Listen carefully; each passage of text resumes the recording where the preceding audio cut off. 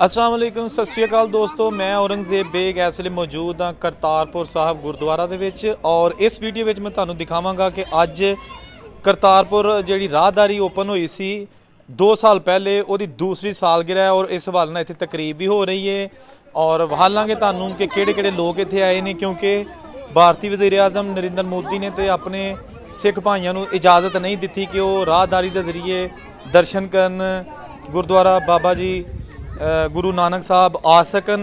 लिहाजा पाकिस्तान के जोड़े कुछ सिख ने भाई ने वो आए ने, हिंदू मुस्लिम बैनुल मज़ाहब लोग इत्थे मौजूद ने। इहदे नाल बड़ी तादाद हैदराबाद सिंध जिहड़ा पाकिस्तान का हिस्सा उत्थों आए ने लोग जिहड़े इत्थे आके बाबा जी दे गुरुद्वारे इत्थे दर्शन कर रहे ने। ते वीडियो नूं अगे बढ़ाने और सारियां चीज़ां तुहानूं दिखाने।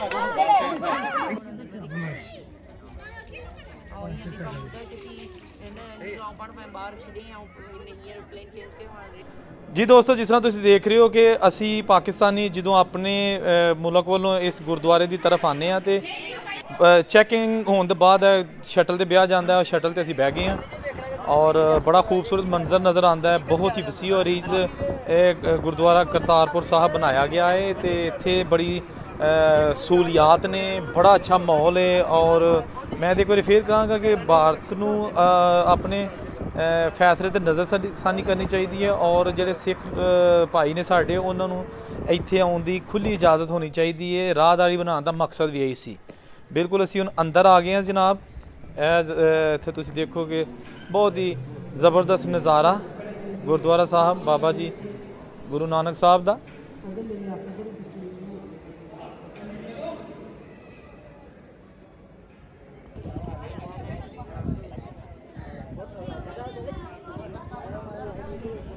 ਇਹ देखो जी ज़बरदस्त नाज़रीन, मैं इत्थे गुरुद्वारा दूसरी दफ़ा आया हाँ गुरुद्वारा करतारपुर तो बड़ा अच्छा लगा क्योंकि इत्थे आके एक बड़ा इत्मीनान का एहसास होंदा है कि क्योंकि बाबा जी जिहड़े ने उन्होंने मुसलमान सिख ईसाई सारे बड़े इज़्ज़त एहतराम के नाल मनते ने और उन्होंने इस तरह ही प्यार मिलता है जिस तरह कि उन्होंने फैमिली को प्यार मिलता है।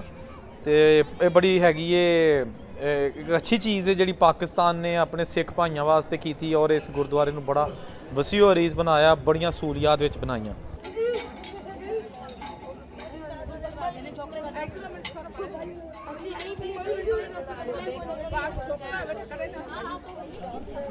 लो जी वेख सकते हो यह है खूह, तरीही खूह अज भी मौजूद है। गो के उत्तों उन्होंने थोड़ा जिहा इनू ढक दिता है लेकिन वो टिंडा ते और पानी और जिहड़ियां इट्टां अंदर लगियां ने ये अज भी उही ने जिहड़ियां बाबा जी दे दौर दे विच खूह इत्थे बनाया गया सी कई साल पहले। बहुत ही अच्छा नज़ारा।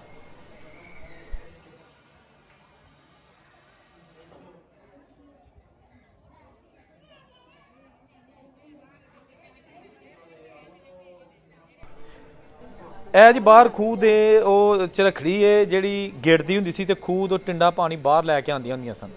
ਇਹ ਉਹਨੂੰ ਵੀ ਮਹਿਫੂਜ਼ ਉਸੇ ਤਰ੍ਹਾਂ ਹੀ ਕੀਤਾ ਗਿਆ ਹੈ। ਗੋ ਕੇ ਉਹਨੂੰ ਮੋਟਰ ਲਾਤੀ ਹੈ ਲੇਕਿਨ ਢੱਗੇ ਜਿਹੜੇ ਸੀ ਇਹਨੂੰ ਖਿੱਚਦੇ ਹੁੰਦੇ ਸਨ ਉਹ ਆਫ ਕੋਰਸ ਚੀਜ਼ਾਂ ਖਤਮ ਹੁੰਦੀਆਂ ਜਾ ਰਹੀਆਂ ਲੇਕਿਨ ਇਹ ਬਾਬਾ ਜੀ ਦਾ ਹੱਥਾਂ ਦਾ ਲਾਇਆ ਖੂਹ ਅੱਜ ਵੀ ਮੌਜੂਦ ਹੈ।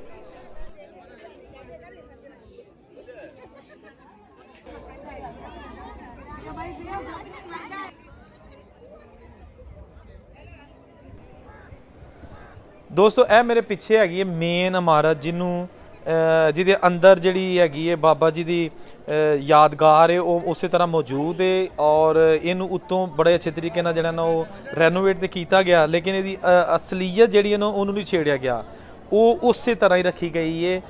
गो के जिन्नी भी वड्डी बिल्डिंग बनाई गई है ये नवी है लेकिन यह जिहड़ी बिल्डिंग है ये बिल्कुल उही पुरानी। ये अंदर चलने ये अंदर का माहौल तुसीं देख सकते हो। चलने ए देखो तुसी, वाह जी वाह। ਜਿਹੜੇ लोग नहीं आ सके करतारपुर साढ़े सिख भाई दुनिया के किसी कोने च भी रहिंदे ने तो वह देख के ते नज़ारा कर लो। देखो जनाब, वाह जी वाह, वाह जी वाह।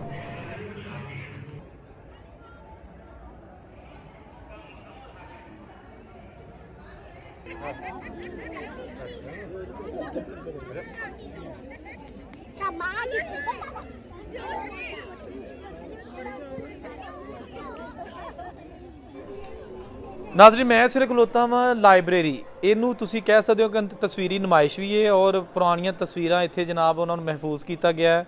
ਬਹੁਤ ਹੀ ਖੂਬਸੂਰਤ ਜਗ੍ਹਾ ਹੈ, ਗੈਲਰੀ ਹੈ ਬਹੁਤ ਵੱਡੀ ਔਰ ਅੰਦਰ ਬਹੁਤ ਹੀ ਸ਼ਾਹਕਾਰ ਰੱਖੇ ਗਏ ਨੇ। ਤੁਸੀਂ ਅਗਰ ਇੱਥੇ ਆਉਂਦੇ ਹੋ ਤਾਂ ਡੈਫੀਨੇਟਲੀ ਤੁਹਾਡਾ ਦਿਲ ਕਰੇਗਾ ਕਿ ਇੱਥੇ ਸੈਲਫੀਆਂ ਵੀ ਬਣਾਓ ਔਰ ਇਹ ਜਿਹੜੀਆਂ ਇੱਥੇ ਸ਼ਾਹਕਾਰ ਤਸਵੀਰਾਂ ਪੁਰਾਣੀਆਂ ਪਈਆਂ ਨੇ ਮਹਿਫੂਜ਼ ਨੇ ਉਹਨਾਂ ਦੀਆਂ ਤਸਵੀਰਾਂ ਵੀ ਤੁਸੀਂ ਉਹਨਾਂ ਦੀ ਬਣਾਓ ਔਰ ਸਾਰਾ ਮਾਹੌਲ ਦੇਖੋ।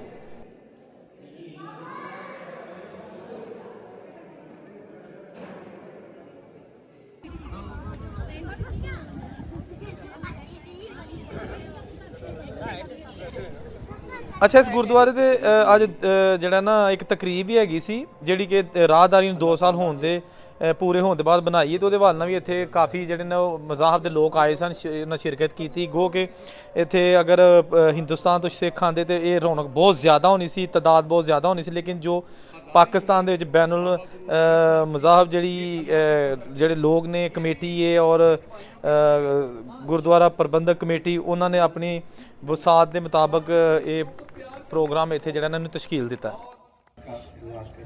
आपकी भरपूर तालियों में मोहम्मद अरशद रैसी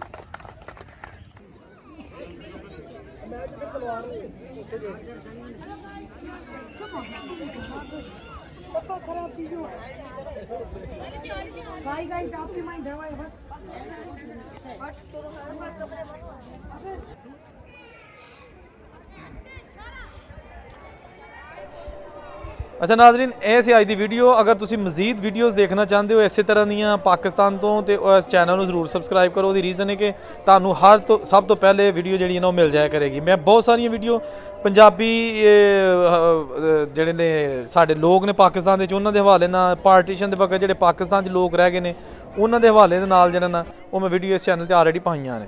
ਔਰੰਗਜ਼ੇਬ ਨੂੰ ਇਜਾਜ਼ਤ ਦਿਓ। ਅੱਲਾ ਹਾਫਿਜ਼।